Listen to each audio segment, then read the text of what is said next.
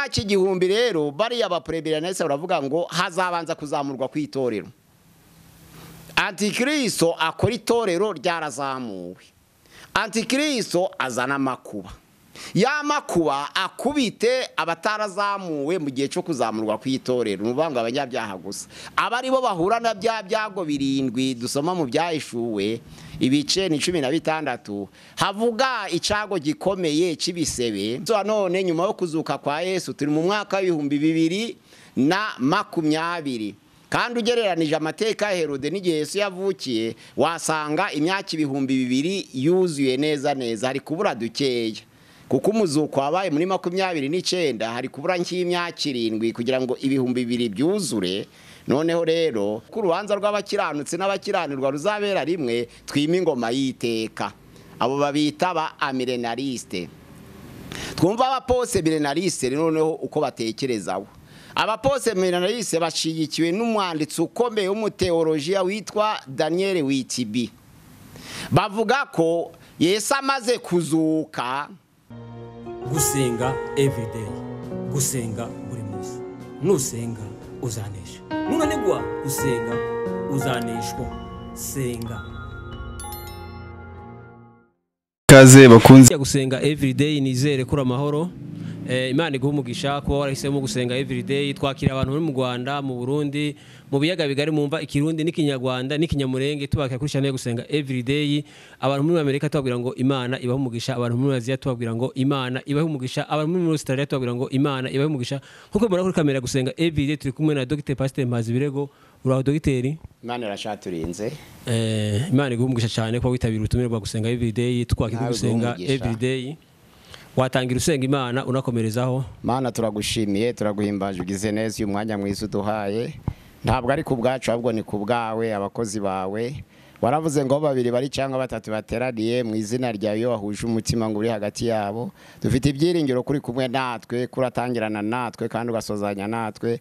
Ubutumwa bwiza tugiye kwamamaza turasabye kugira ngo ubucira inzira bugere mu mahanga yose. Abumva ururimi rw'ikinyarwanda n'abatarusobanukiwe, imbaraga zawe ni nyinshi zabasha kubagezaho ubutumwa aho bari hose kugira ngo babashe guhinduka bose baye mu nzu yitiriwe izina ryawe. Urakoze kurabana natwe kuva amasaha kugeza igihe turasozereza mu izina rya Yesu. Amena.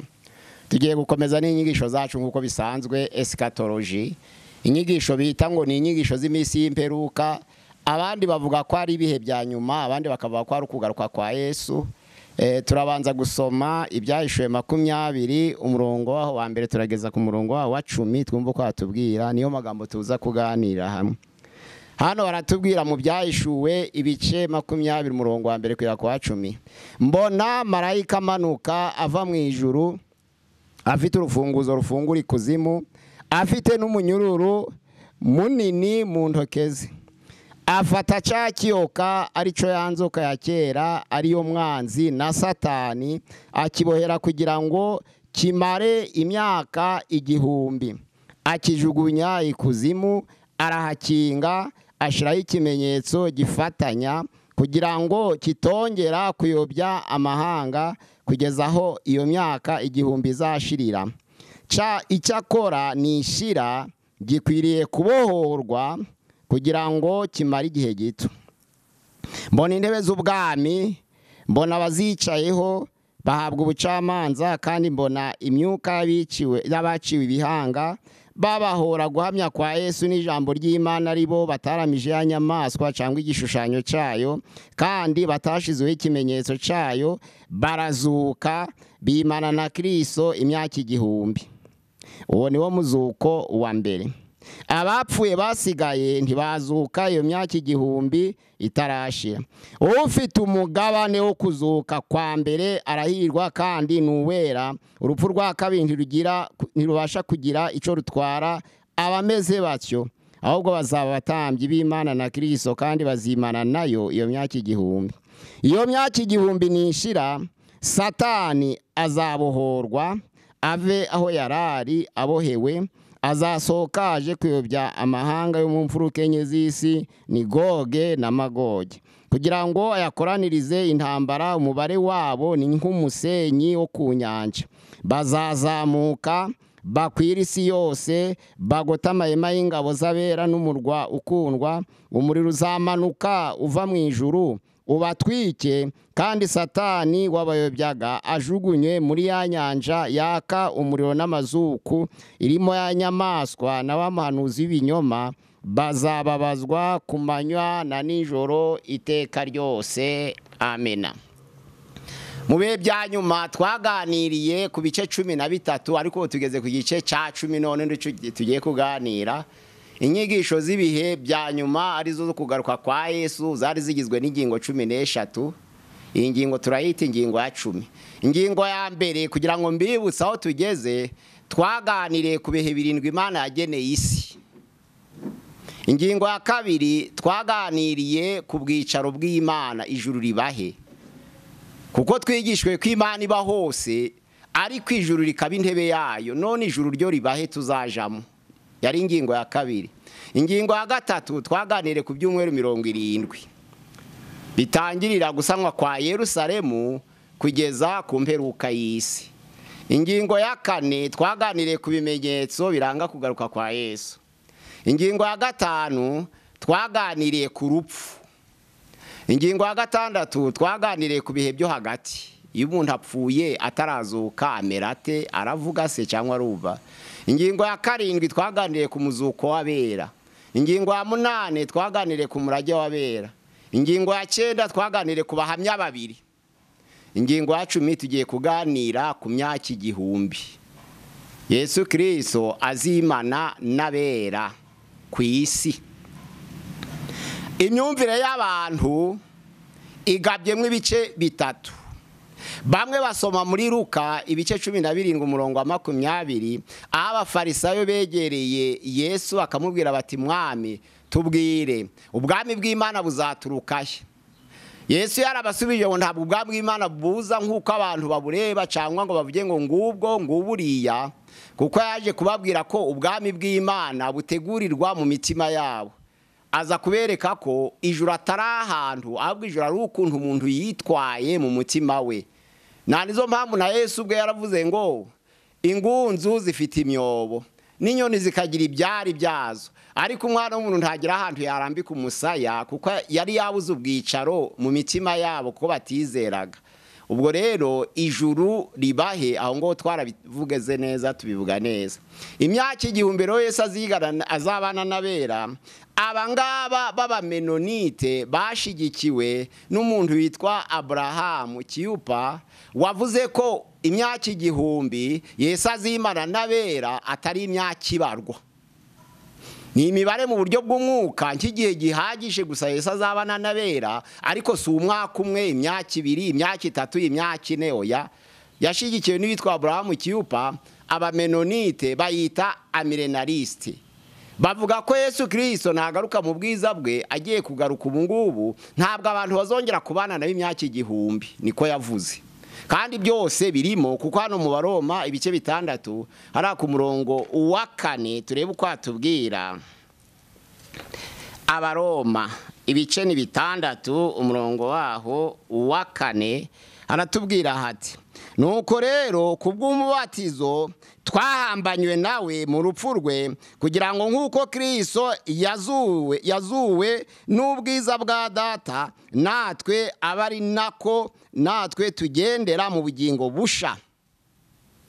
Iyo abantu bagende mu bugingo busha rero, osito Abamenonite baba ko iyo umuntu yakiriye Yesu Kristo nk'umwami n'umukiza, aba yinjiye mu bwami bw'Imana. Ntabwo rero tuzongera gutegereza kubana na Yesu indi myaka 1000 nyuma y'iki gihe. Oya, abo n'Abamenonite babisobanura bashigikiwe na Abrahamu Kiyupa, avuga ko ubwo buryo ari uburyo bw'umwuka, imyaka ni uburyo bw'umwuka. Noneho rero ubwo avuga ko icyo gihe hatangiye Antikristo, niwe wabanje kugaragara, azana amakuba. Azanya amakuba, nyuma y'ayo makuba haba kuzamurwa kw'itorero. Nyuma yo kuzamurwa kw'itorero Yesu Kristo aragaruka. Amaze kugaruka haba urubanza. Hamaze kuba urubanza, kuko urubanza rw'abakiranutsi n'abakiranirwa ruzabera rimwe, twima ingoma y'iteka. Abo babita ba amilenaliste. Twumva abapose milenaliste noneho uko batekerezaho. abaposeminarise bashigikiwe n'umwanditsi ukomeye w'umuteolojiya witwa Daniel Witibi. Bavuga ko Yesu amaze kuzuka twatangiye kwinjira mu bwami bw'Imana. Ubwo ni ukuvuga ngo ibyaki igihumbi ibarirwa mu myaka yatambutse, ntabwo ari igihe kizaza. Nk'abadivantiste b'umunsi wa karindwi Yesu agiye kuza, noneho arobanure abakiranutsi n'abakiranirwa aribo banyabyaha nk'uko umwungeri arobanuye intama mu ihene. Byanditswe muri Matayo ibice 25:31, avuga ngo ubwo umwana w'umuntu azaza mu bwiza bwe azanye n'abamarayika mu cubahiro cye, azabarobanura nk'uko umwungeri arobanuye intama mu ihene. Intama azazishira iburyo, ihene azazishira ibumoso, ngo azabwira abari iburyo bwe ngo muze abo data yahaye umugisha, ngo muragu ubwami bw'iteka mwarazwe kuva ku kurema kw'isi. Nari nshonje muramfungurira, nari nambaye ubusa muranyambika, nari mfite inyota mumpa ico kunywa, nari ndi umushitsi murancumbikira, nari ndi mu bitaro muransura, nari ndi mu nzu y'imbohe murahagera. Ngo bazamubaza ngo twakubonye ryari? Yesu ngo azabasubiza ngo kirya gihe mwagiriraga abato muri mwe ibyo mvuze ngo ninje mwabikoreraga. Noneho ngo azabwira abari ibumoso ngo mwumve imbere mwa nkozi z'ibibi mwinjire mu muriro wa Satani, kuko abo ngabo bari ibumoso ni abasa n'ihene, bazinjira mu muriro wa Satani. Ubwo urumva abaposeminarise bavuze ko urubanza ruzabera rimwe. Byanditswe no muri Maraki igice ca 4 umurongo wa 2 cyangwa ca 3 umurongo wa 20 kuri za Bibiliya zimwe. Maraki ibice 3:20 haratubwira hati, ariko mwebweho abubaha izina ryanje, izuba ryo gukiranuka rizabarasira rifite gukiza mu mababa yaryo, namwe muzasohoka mu kinagire nk'inyana zo mu kiraro, kandi muzaribatira abanyabyaha hasi, bazabiva munsi y'ibirenge byanyu, ku munsi nzabikoreraho, ni Uwiteka Nyiringabo avuze. Bisobanura ngo abanyabyaha n'abakiranutsi bazarobanurirwa hamwe kandi bazazurirwa hamwe. Daniel nawe hari ico yashigikiye kuri ibyo byombi. Daniel ibice 12 hari ibyo yakomojeho, bice 12 umurongo waho n'uwa mbere n'uwa kabiri. Wanuzi Daniel 12 haratubwira hati,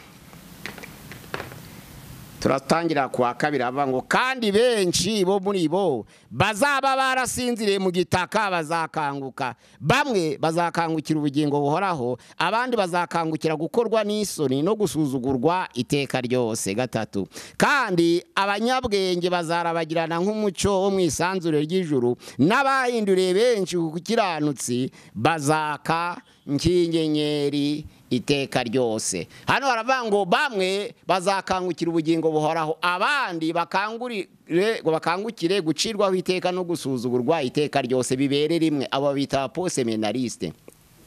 Ubwo hamwe bavuga noneho rero ko bazakangukira rimwe, ariko ko iyo umuntu akijijwe atangira kuba mu bwami bw'Imana. Abandi bavuga ko Yesu Kristo amaze kuzuka twimye ingoma ya Kristo, kuko ingoma yahindutse ya Kristo aussitôt après la résurrection. Uvuga ngo nyuma yo kuzuka twinjiye mu ngoma ya Kristo. Aba ni abaposeminariste. Ubwo rero imyaka igihumbi ku baposeminariste aribo bashobonekamwe abadivantiste yaratambutse. Bagendera ku bimenyetso byabaye, bavuga ko bira bimenyetso by'iminsi y'imperuka, bavuga impuha zarabaye, intambara zarabaye, imitingito hirya no hino yarabaye, imyuzure kw'isi yarabaye, bakaja babara ibimenyetso nk'ibyo ngibyo. Ubu imyaka igihumbi yaratambutse, Yesu agiye kuza mu isi, noneho arobanura abantu nk'uko umwungeri arobanuye intama mu ihene, babakiranutsi bakandagira abanyabyaha ngo babaribatire munsi y'ibirenge byabo. Niko ijambo ry'Imana ritubwira. Iyo ni imyizerere y'abaposte milenariste. Ubwo noneho rero ku myizerere y'abapremilenariste bavuga ko imyaka igihumbi tugiye kwimana na Yesu itaraza. ijambo ry'Imana rivuga ngo abakiranutsi nibo bazabanza kuzuka, osito impande izavuga, abapfiriye muri Yesu nibo bazabanza kuzuka, abazaba bakiriho ntabwo bazabanziriza na hato abapfiriye mu mwami Yesu. Noneho abazaba bakiriho n'abazaba bamaze kuzuka bose bazambara ubwiza bw'Imana, noneho bitegure gusanganira Yesu Kristo mu bicu. Icyo gihe ku isi hazasigara abanyabyaha. Ubwo noneho rero abakiranutsi nibamara gusanganira Yesu, abo nibo bazimana nawe, bamaranira imyaka 3 y'igihe cyo gupima impano n'imyaka 3 y'igihe cyo kweza umugeni. Byanditswe muri Danieli ibice ni 9:27 na ibyahishuwe 11 ku murongo wa 11. Iyo myaka 3 n'igice yo gupima impano, imyaka 3 n'igice yo kweza umugeni Yesu Kristo agarukane n'abera, byajwi rimaze kuvuga ribwira abamvise ubutumwa bwa Enoki na Eliya ngo muzamuke muze hano, bakazamuka hagati y'abanzi babo babireba bakaja mu ijuru. Nibo Yesu azamanukana nabo n'abitorero bari baramusanganiye mu bicu kugira ngo bimane nawe iyo myaka 1000 ku isi. Iyo myaka 1000 rero nibo batubwiye hano mu byahishuwe 20 ngo Satani azaba aboshwe. Uku kuba kwa Satani turabivugaho muri make. Itorero rizaba ryazamuwe, umwuka wera azaba yarangije inshingano ze. Icyo gihe rero Satani ntawe azaba asigaranyeho kuyobya, ahubwo azaba asigaranye n'abasa nabo. Uko kubura abayobya bitewe nuko ya nyamaswa na muhanuzi w'ibinyoma ku bice 19 bazaba barajugunye muri ya nyanja yaka umuriro, wakababoshe iyo myaka 1000 yashira akaborwa akabasangayo. Icyo gihe azaba atagira bo kuyobya kuko umwuka wera azabera hose icyarimwe, ariko azaba yarangije inshingano ye gukorera mu itoro kugira ngo rizamurwe, noneho rizimane na Kristo iyo myaka 1000. Abo naba premierendarise amatorero y'ububyutse. Icyo gihe bavuga ko hazabanza kuzamuka kw'itorero, biremewe Abatesaloniki ba mbere ibice 4 umurongo wa 13 kugeza 18 havuga ngo natwe abazabakiriho kugeza ku kugaruka k'umwami Yesu ntabwo tuzabanziriza na hato abazaba barasinziriye, ahubwo nibo bazabanza kuzuka abasinziriye mu mwami Yesu, noneho twe nabo duhindurwe basha dusanganire Yesu Kristo mu bicu.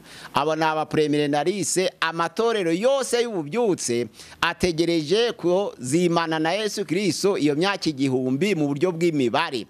Bibiliya rero irabyemera.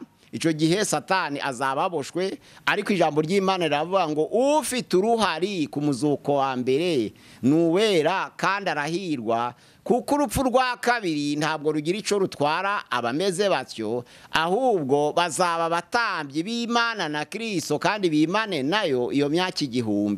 Ijambo ry'Imana rivuga ngo iyo myaka 1000 nishira nibwo Satani azabohorwa. Iyo myaka 1000 rero aba premierendarise ntiragera, kuko izaba nyuma yo kuzamurwa kw'itorero, kandi itorero nirima kuzamurwa ntabwo abantu bazashira ku isi dukurikije imyizerere yabo, ahubwo hazazamurwa abambaye ubwiza, aribo babandi basinziriye muri Yesu Kristo n'abakiranutse bazaba bakiriho. Icyo gihe bazaba batandukanijwe n'abanyabyaha. Satani rero nta murimo azaba agifite mu banyabyaha kuko azaba asa nawo. Icyo gihe niko kubohwa kwe, kuko ntazaba agifite umwanya wo kuyobya abera.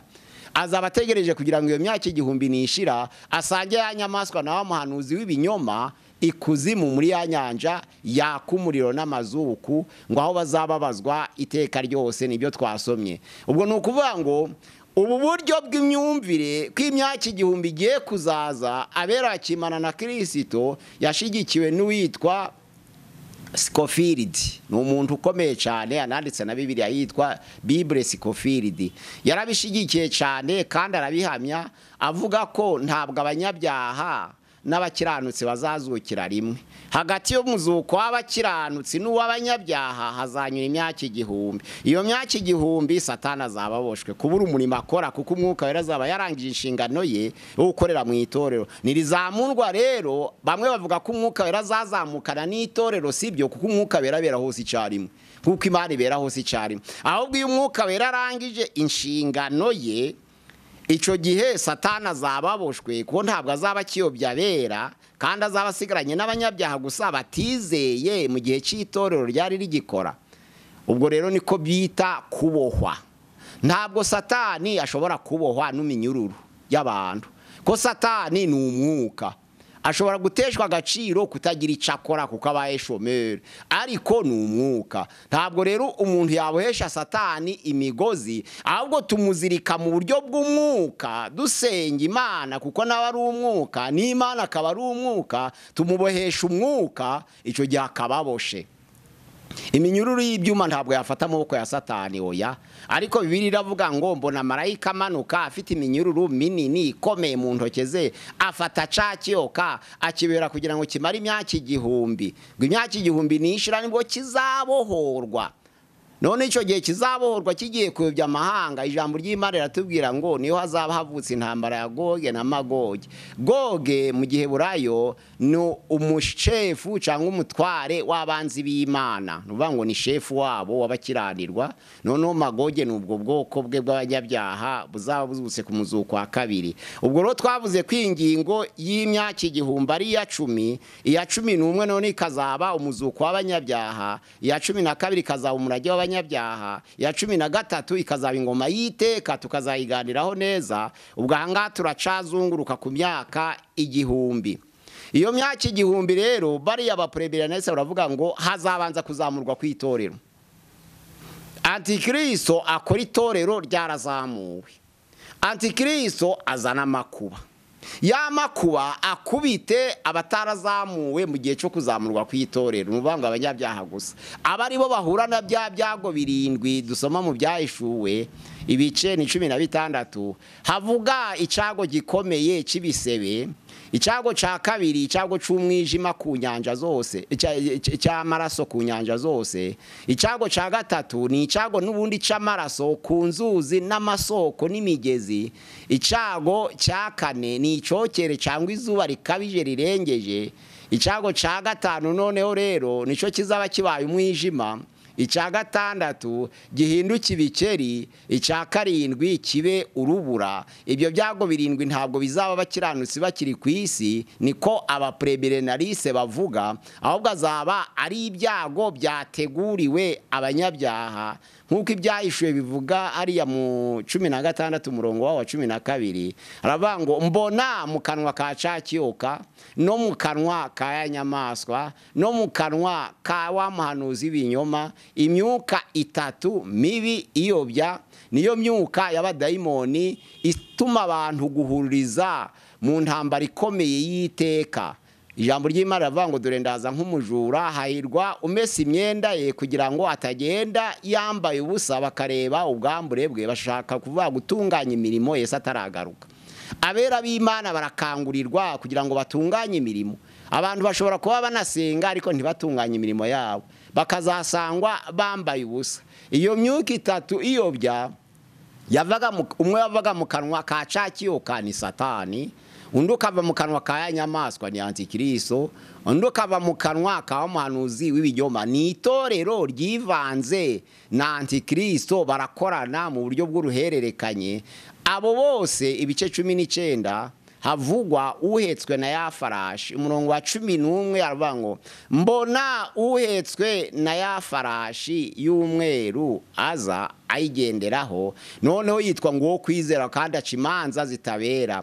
Hepfo rero afata cakiyoka ari kumwe n'ababi b'isi, cakiyoka baragifata, noneho bafata ya nyamaswa, bafata wa muhanuzi w'ibinyoma, ya nyamaswa na wa muhanuzi w'ibinyoma byo babifata mpira ako kanya bijugunya muri ya nyanja. Ariko cakiyoka cyo nticajugunwa, kiba kiri ahantu gitegereje. Na nizo mpamvu avango iya nyamaswa yavaga mu nyanja yagize imbaraga kuko cakiyoka cayihaye imbaraga, aha rero ku baposeminarise bavuga ko imyaka igihumbi yaratambutse, hasigaye Yesu agiye kugaruka atujane mu bwami bwe, nta kindi. Yesu Kristo amaze kuzuka twinjiye mu bwami bw'iteka, ubu turi mu ngoma ya Kristo. N'aba amilenarise ni buryo bw'umwuka, ntabwo imibiri iba mu ngoma ya Kristo. Imana ahubwo yicara muri twe mu buryo bw'umwuka mu mitima yacu, noneho intebe y'Uwiteka igahinduka imitima y'abera. Yesu noneho akabona uburuhukiro mu mitima y'abamwizeye. Naho abangaba bavuga ko imyaka igihumbi igiye kuza rero ariho tuzambara ubwiza. Abanyabyaha ntabwo bazambara ubwiza, bazazukira gucirwaho iteka no kubabazwa, kandi uwambaye ubwiza ntababara. Nizo mpamvu ufite uruhari ku muzuko wa mbere arahirwa kandi nuwera. Ntabwo urupfu rwa kabiri rugira ico rutwara abameze batyo. Ubwo rero twemere ko kuzamurwa kw'itorero kuba premilenarise kuzabanza. Ati Kristo akorere ku isi abakiranutsi bazamuye bambaye ubwiza. Noneho bya byago birindwi bize gusanga abanyabyaha, noneho ahasigaye bababazwe. Yesu Kristo ari kumwe n'abera, ntabwo umubabaro uzaba ugihuye n'abakiranutsi. Iyo ni imyizerere y'aba premilenarise. Noneho muri imyaka igihumbi twumvise ko itoro ry'abamenonite n'itoro ry'abadivantiste n'itoro ry'ububyutse nk'abapantekote ntibabyumva kimwe, ariko byose nta gaciro bifite kubimenya, ahubwo icy'ingenzi ni ukwitegura. Waba uzi ko ubwami bw'Imana ari ingoma y'imyaka igihumbi ari mu buryo bw'umwuka, ukitegura nta kibazo urayifite, kuko wazukanywe nawe mu bugingo busha. Wamenya ko imyaka igihumbi yaba yarashize mu byago byatambutse ku isi, kuko nk'amatorero milenarise yavuga ko biriya byago birindwi bitangiriye kuri iriya byahawe Abanyegiputa, bakabara ibyo ngibyo. Mu 1755 habaye ubwira kabiri mu gihugu ca Portugal, abantu barataha, inka ziva mu rwuri, ihene zirataha, bimara nk'amasaha 3.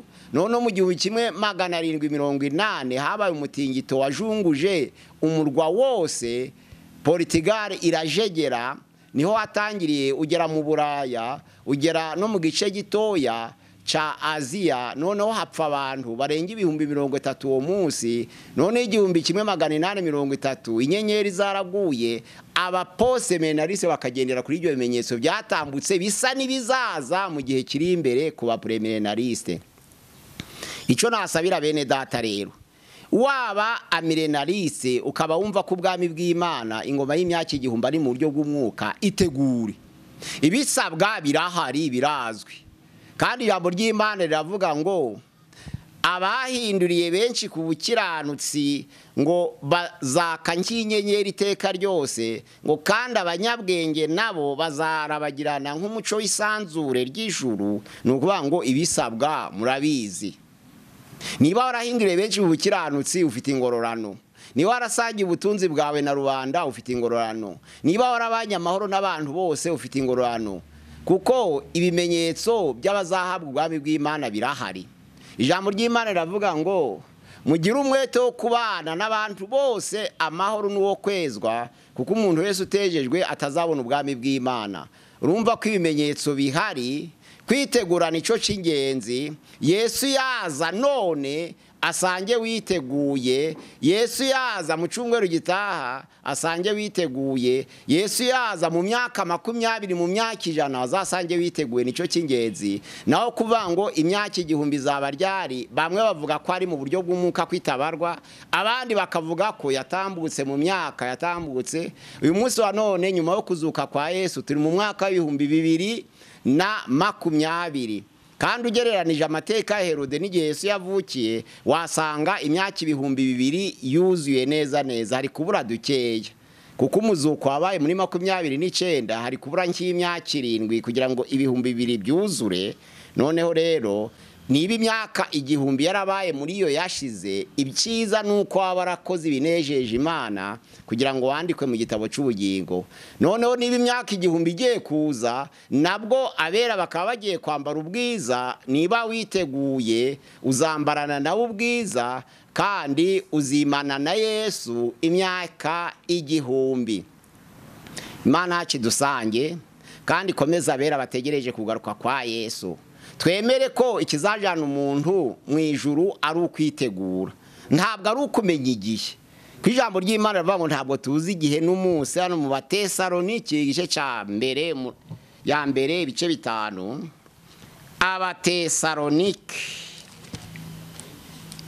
ba mbere ibice 5 umurongo wa mbere haratubwira hati, ariko bene data iby'ibihe n'iminsi ntimugomba kubyandikirwa, kuko ubwanyu muzi neza yuko umunsi w'umwami wacu uzaza nk'uko umujura aza nijoro. Ubwo bazaba bavuga bati ni amahoro, nta kibi kiriho, nibwo kurimbuka kuzabatungura nk'uko ibise bitungura umugore utwite, kandi ntibazabasha kubirikira na hato. Ariko mwebwe bene data ntimuri mu mwijima ngo uwo munsi ubatungure nk'umujura, kuko mwese muri abana b'umuco n'abana b'amanywa, ntituri ab'ijoro cyangwa ab'umwijima. Bisobanura ngo uku gutungurwa kuzatungura abantu bizeye ariko ntibakore ibisabwa. Nuvuga ngo ntibahagarare mu bukiranutsi bwabo. Ni abakristo bari mu itorero basa n'abayoboke ariko bazatungurwa kubera iki? Bo bazaba biteguye ko bazajana na Yesu, ariko noneho kurimbuka kubatungure n'abanyabyaha bazaba barabwiye ko arabo kurimbuka. Ahubwo abari mu itorero bitwa abayoboke badakijijwe nibo bazatungurwa, kuko bazabishize mu mugabane w'abera kandi batarimo. Icyo gihe ijambo ry'Imana riravuga rero ngo bene data mwewe ntabwo muri mu mwijima ngo uwo munsi uzabatungure nk'umujura. Muri abana b'umuco mugendera ku bimenyetso kandi mukabimenya, nubwo mutazi itariki mukaba mutazi umunsi, ariko ibimenyetso biranga kugaruka kwa Yesu birakurikirana uko bingana. Ku bakiranutse bazaraga ubwami bw'Imana bazahora biteguye kandi bahore biteguye. Ndakangurira bene data kuva uyu munsi wa none rero ngo mumese ibishura byanyu. Ibyahishuwe 22:14 haravuga ngo hahirwa abamesera ibishura byabo kugira ngo igiti cy'ubugingo banyure mu marembo kandi binjire muri rwa rurembo. Aho ngaho haravuga ngo abera b'Imana bari mu itorero umunsi wa none mukanguke, mwe gusinzira kugira ngo uriya munsi uzabatungura nk'umujura, ahubwo mube maso kuko muri abana b'umuco azasange mwiteguye, maze mwambara ubwiza bw'Imana kugira ngo tuzabashe kumusanganira mu bicu twambaye ubwiza. Ntabwo abanyabyaha rero n'abakiranutse bazazukira rimwe kuba premilenariste, bazatandukanywa n'iriya myaka 1000 ivugwa. Ariko ijambo ry'Imana rivuga ngo ntugategereze kuzazuka ku muzuko wa kabiri w'abanyabyaha, ahubwo ufite umugabane kuri uwo muzuko wa mbere arahirwa kandi nuwera. Ntacu urupfu rwa kabiri ruzagira ico rumutwara, kuko azitwa umutambyi w'Imana na Kristo kandi akimana na Yesu iyo myaka 1000 y'igihe kigiye kuza. Iyo myaka 1000 rero irabarwa mu buryo matematike. N'abaposemenaliste bayishize kuri ya myaka itorero ry'i Roma ryagize uburyamba budahangarwa. Imyaka niyo bita ngo bamara igihe bakibera kugira ngo kimare igihe, ibihe, igice cy'igihe. Bagereranije igihe cy'imyaka 360, bagereranya ibihe cy'imyaka 720, bagereranya igice cy'igihe cy'imyaka 180, bafashe 360 kongeraho 720 kongeraho 180, imyaka 1260. Abaposemenaliste bavuga ko ariyo ivugwa. Ariko twebwe ntabwo araho turi, kuko turi mu matorero y'ibyutse. Twemera ko imyaka 1000 igiye kuza kandi abera bagahindurwa basha bambaye ubwiza bw'Imana. Abapfiriye mu mwami nibo bazabaza kuzuka, noneho iryo torero niryo rizazamurwa risanganire Kristo mu bicu. Imana yacu dusange kandi dufashe dukomeze kugira ngo haba aba amilenaliste mwitegure, baba abaposemenaliste mwitegure, baba abapremilenaliste mwitegure, abashigikiwe na Abrahamu Kiyupa n'aba Abirenarise, abashigikiwe na Daniel Witibi n'aba Pose Benarise, abashigikiwe na Scofield n'aba Premirenarise. Abo bose ni itorero ry'Imana, kandi Imana ntabwo yasize community, yasize itorero. Nukuvuga ngo umugeni wa Kristo arahishwe, ni imitima yabera kwa gukiranuka gutegurirwa mu mitima yacu. Ijuru rero sahantu ahubwo nukuntu gukiranuka Yesu yabwiraga bigishwa aravuga ngo gukiranuka kuremerwe muri mwe, nukuvuga ngo gukiranuka kurahagije kugira ngo abantu baragubwami bw'Imana.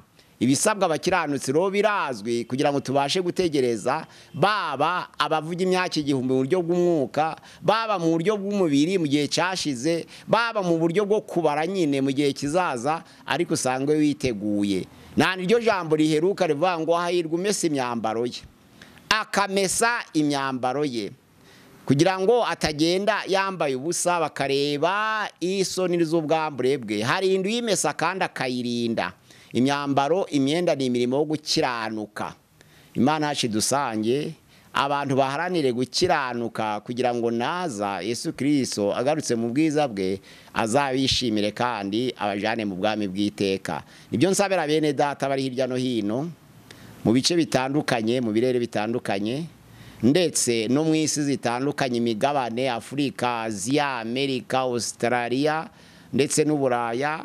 Abumva ubutumwa bwiza barushaho kwitegura, barinda imyambaro yabo kugira ngo batagenda bambaye ubusa, ahubwo bagende bikwije kugira ngo Yesu Kristo nagaruka azabishimire. Murakoze, nifuriza buri wese kwima ubwami bw'iteka. Mana turagushimiye, turaguhimbaje, ugize neza kubw'ubutumwa bwiza. Ingoma y'imyaka igihumbi yarateguwe iyo tuzimana na Kristo. Iyo myaka igihumbi nishira, ijambo ry'Imana tubwira ko Satani azabohora kugira ngo aje kuyobya amahanga. Ijambo ry'Imana tubwira ngo ni Goge na Magoge, shefu w'abangimana n'abangimana. Abo bose umuriro uzaturuka mu ijuru maze ubatwike. Abera bazaba barazamutse mu gihe cy'itorero, bazaba bari kumwe na Kristo. Nta nizo mpamvu abera bazima ingoma y'iteka ryose ibudapfa, aho batazongera kuganya, aho Imana izaba yarangije guhanagura amarira yose ku maso yabo. Imana isange buri wese ahari ngo arusheho kwitegura mu izina rya Yesu Kristo umwami wacu. Amina. Nimero ya telefone ni 0786696620 0786 ni kuri channel ya gusenga everyday 07834070.